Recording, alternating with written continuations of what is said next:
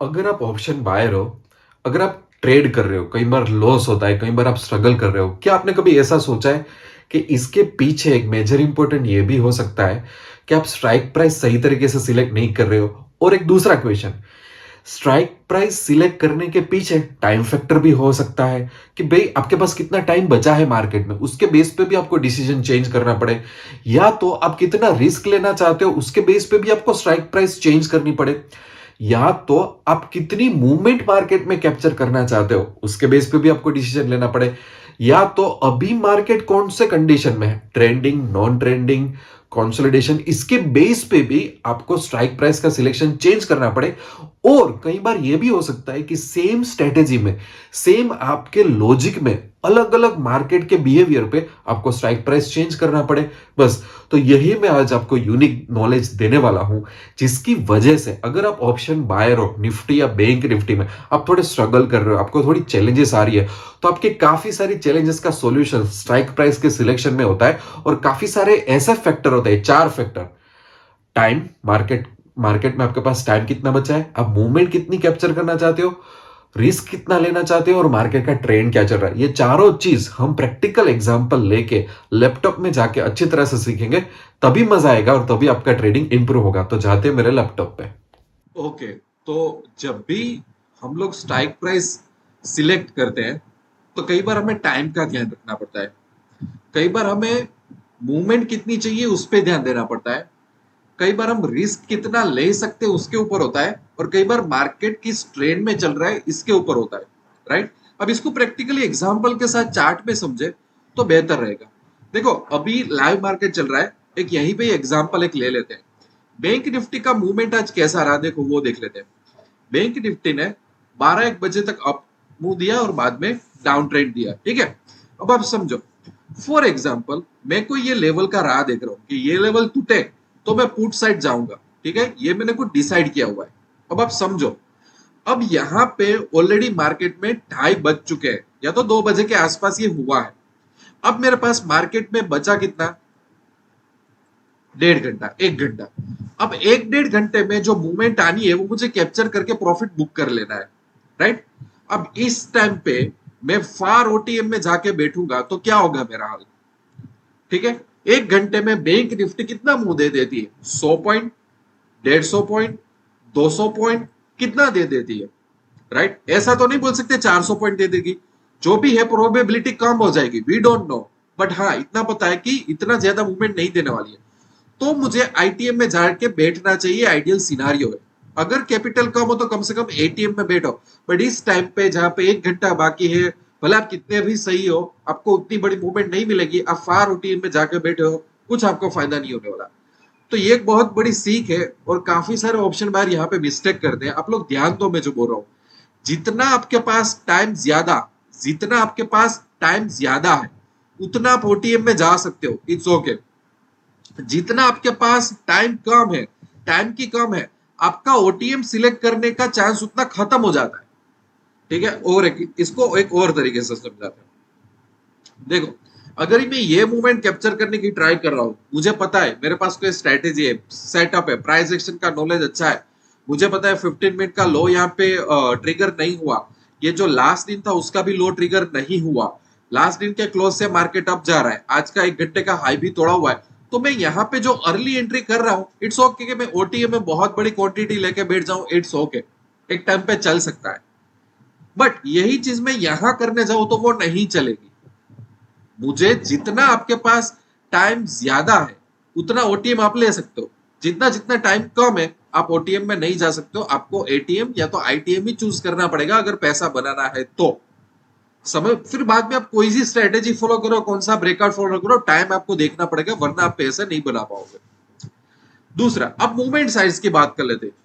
देखो, कोई जैसे कि आप स्कैल्पिंग वाले बायर हो, आपको जैसे कि आप सोच रहे हो निफ्टी में 20 पॉइंट में निकल जाऊंगा, बैंक निफ्टी में 40 पॉइंट में निकल जाऊंगा, 30 पॉइंट में निकल जाने वाला हो।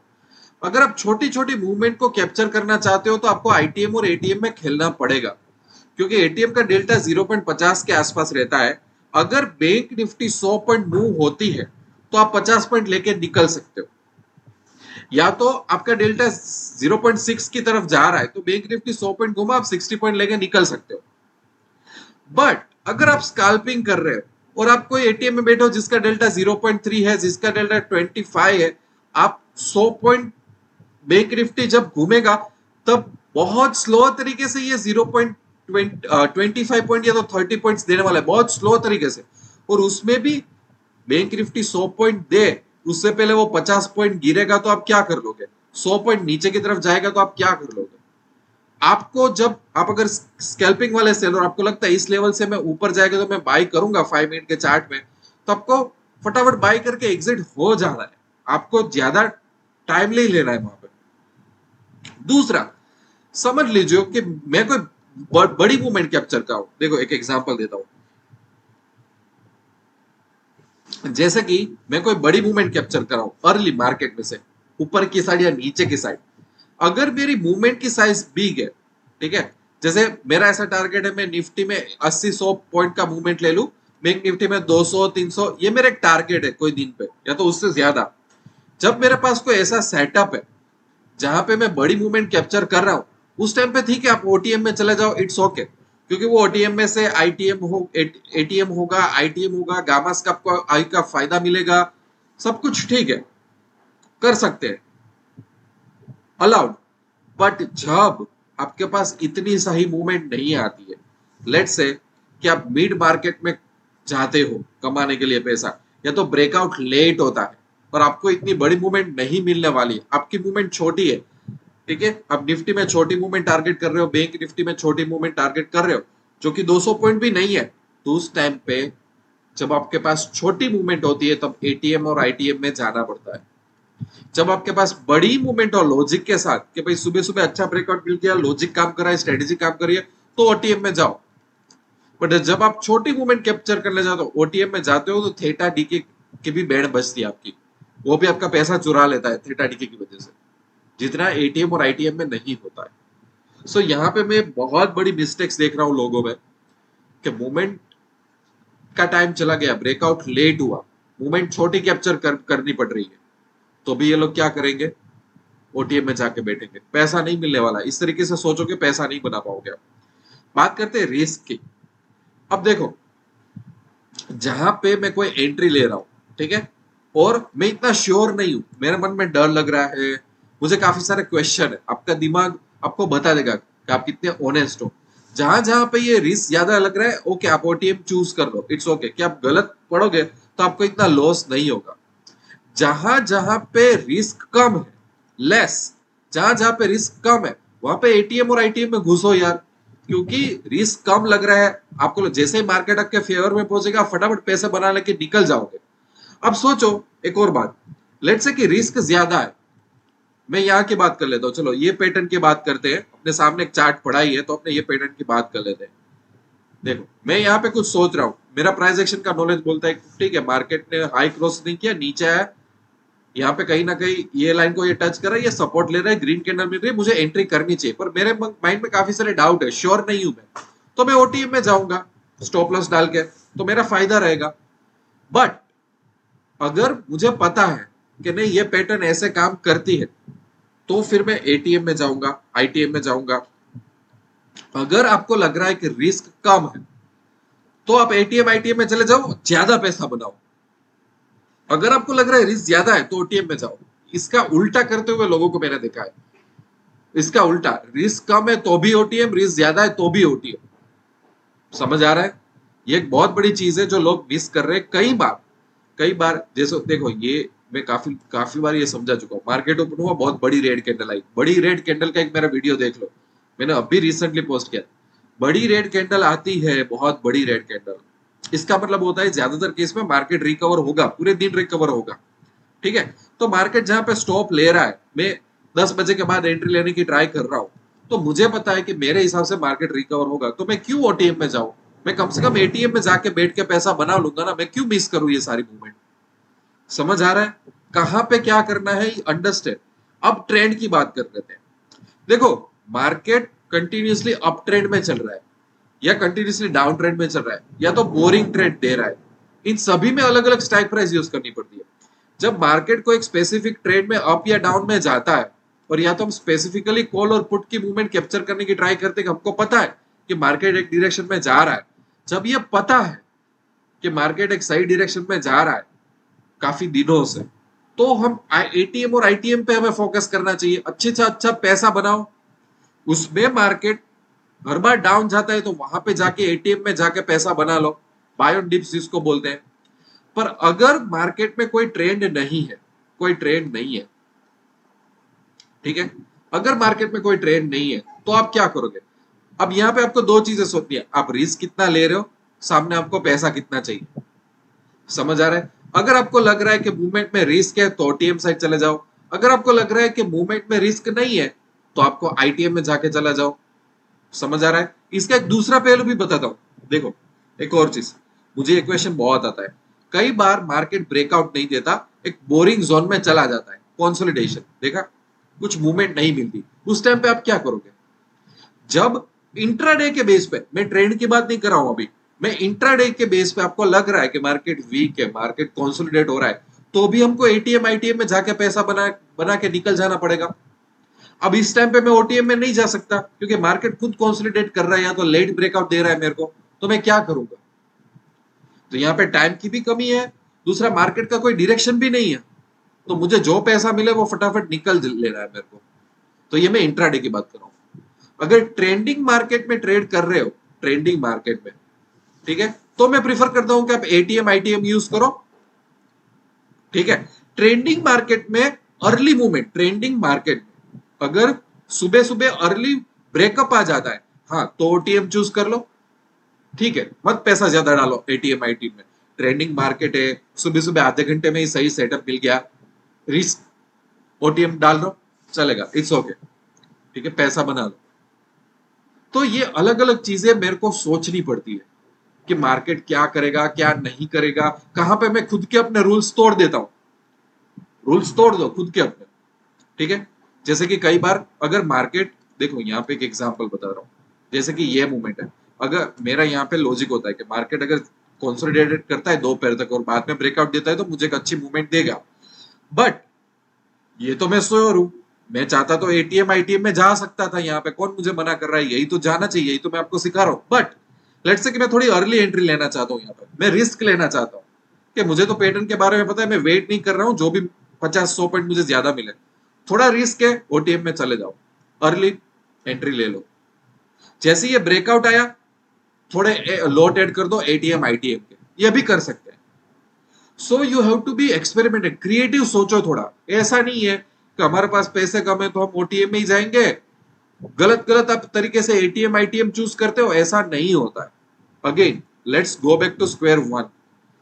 टाइम, हमने क्या सीखा, टाइम में हमने क्या सीखा, मैं आपको रिपीट करवाना चाहता हूं कि जितना मेरे पास टाइम ज्यादा, मेरा टाइम जितना ज्यादा, उतना मैं ओटीएम चूज कर सकता हूं, इट्स ओके, क्योंकि टाइम ज्यादा है। पर जितना टाइम कम, उतना मेरे को एटीएम या तो आईटीएम में घुसना पड़ेगा, ये ध्यान रखो। ठीक है, मूवमेंट साइज, बड़ी मूवमेंट कैप्चर करनी है ओटीएम में घुसो, इट्स ओके, छोटी मूवमेंट कैप्चर करनी है नहीं चलेगा, एटीएम आईटीएम में जाना पड़ेगा।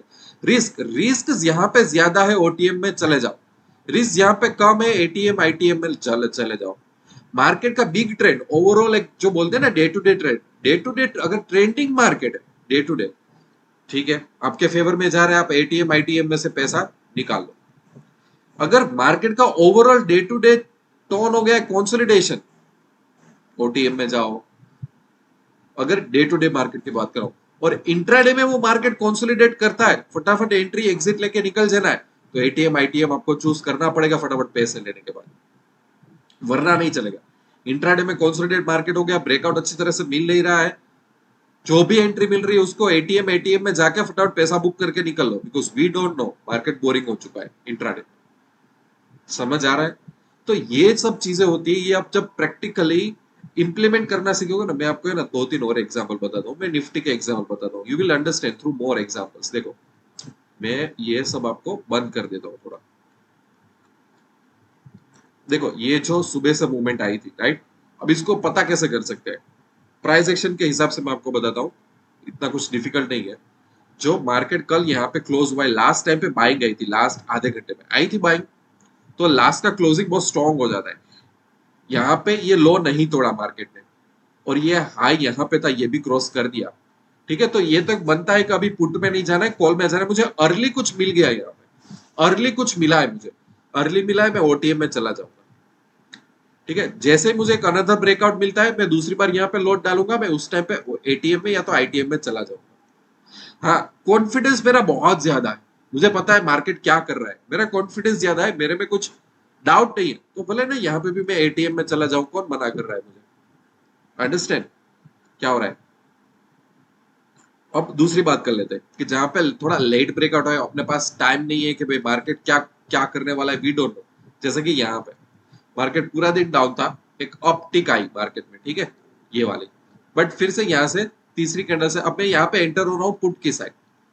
ठीक है, अब मेरे पास टाइम कितना बचा, मैं कितना भी सही हूँ, फॉर एग्जाम्पल मेरे पास कोई ऐसी पैटर्न है कि भाई मार्केट लास्ट 2 घंटे में ऐसा करता है तो मैं पुट साइड जा सकता हूँ, तो अब मैं क्या करूंगा, अब यहाँ पे मैं ओटीएम में थोड़ा बैठूंगा, मैं तो मेरा कुछ नहीं होगा अगर मैं वहां जाके ओटीएम में बैठूंगा तो।